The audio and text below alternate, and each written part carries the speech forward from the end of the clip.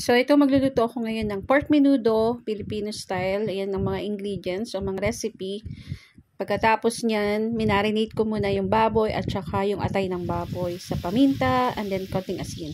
So, pinirito ko muna ang mga patatas at ang carrots para madali na siyang maluto. So, fry ko lang sandali siya. Then, set aside. Lagyan ko siya ng tissue paper or yung tissue towel ng kitchen towel. And then after that, sinunod ko ang pagprito sa hotdog at tender juicy. Mga ilang piraso lang siya.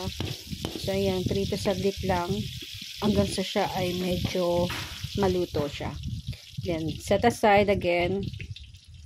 Then sinunod ko ulit yung pinatuluan ko ulit siya sa tissue paper or kitchen towel, kumbaga. The next is additional hotdog. Yan. Yan. After yan, niluto ko din ang atay ng manok. Fry ko lang saglit. Mga ilang segundo lang para hindi siya matigas pagprito. Then yan. Gisa na tayo ng bawang, sibuyas. Yan. Inuna ko muna ang sibuyas. Madalas inuuna ko sibuyas. Pag nagigisa ako, minsan naman bawang. Yan. Kamatis. Sinunod ko na ang kamatis sa pagigisa. Hindi ako naglagay ng tomato paste or tomato sauce. Natural na kamatis yung ginamit ko. Pagkatapos niya, nilagay ko na ang pork na minarinate ko sa konting toyo and then salt and pepper to taste. Yan. Hanggang sa siya ay maluto na, medyo lumambot-lambot na, nagdagdag na ako ng tubig dyan.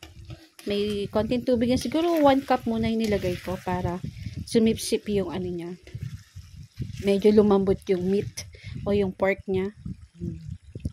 So, yan. Medyo malambot-lambot na siya dyan. Hanggang sa yung mag-reduce na yung water niya.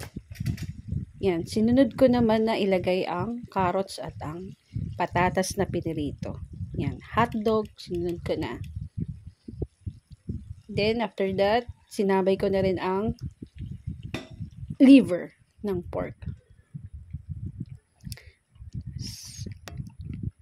Yan, nilagay ko na rin yung bell pepper niya. So, konti lang kasi yung bell pepper ko na nandyan. Yan, after that, luto na ang masarap na pork menudo.